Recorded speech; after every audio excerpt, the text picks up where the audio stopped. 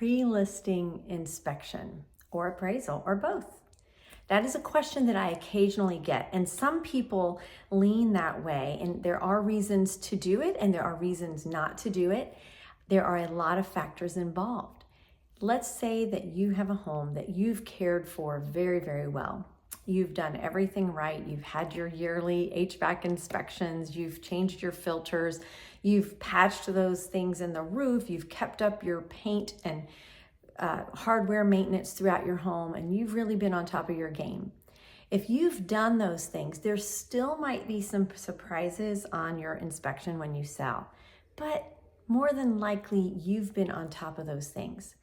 If you're like many people and you've been super busy and you've let a few of those things slide and you're not really sure, or maybe you're selling a parent's home and you're not sure if they've kept them up, and maybe that parent's been ill the last few years and things have slid a little, it's never wrong to get a pre-listing inspection. You get a lot of information from that, and you can get ahead of the game on getting things done before you're asked to negotiate those later. Now, this does cost money, but it's money that you're investing to try to prevent things down the road. This is a big negotiating point during the sale of a house.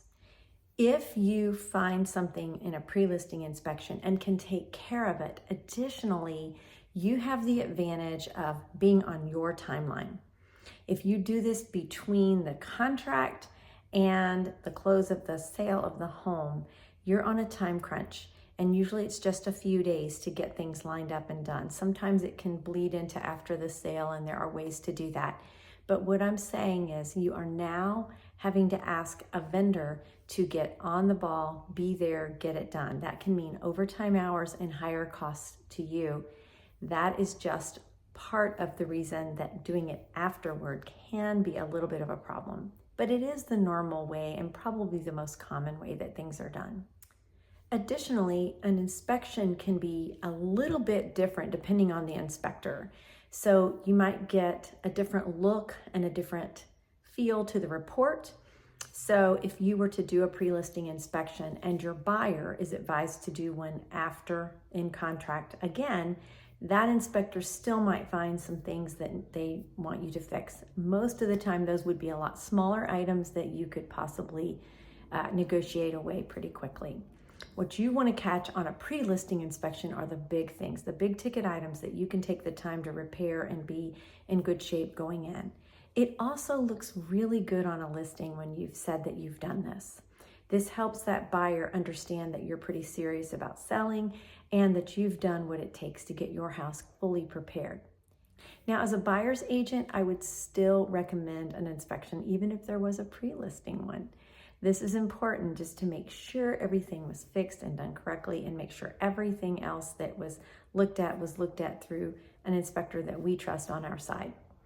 It's possible that you could skip that if you saw that pre-listing inspection and everything looked great, and maybe it's an inspector you know, and maybe you can even call them and talk to them about what they saw.